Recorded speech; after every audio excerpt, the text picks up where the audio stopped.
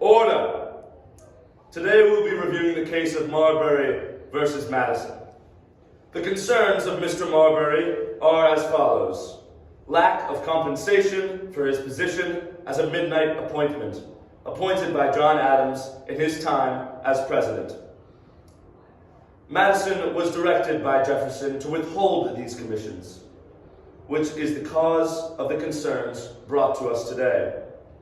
Marbury appeals to the highest court in the land to argue for his just compensation for his efforts given to this nation.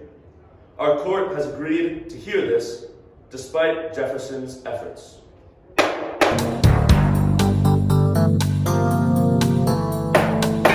We will now be hearing from Mr. Marbury.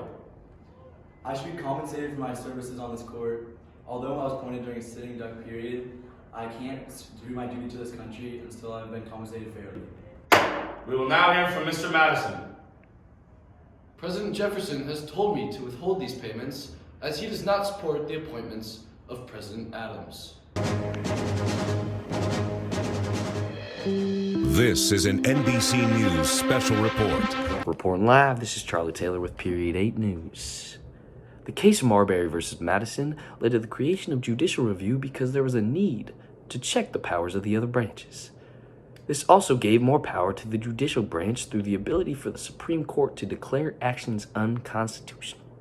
Marshall's decision, however, also stated that the Supreme Court could not force Madison to compensate, although they found Marbury to have the right to that compensation.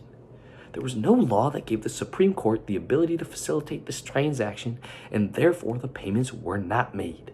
They also stated in the decision that Jefferson exercised powers and abilities he did not possess under the law and the Constitution and went outside of his jurisdiction.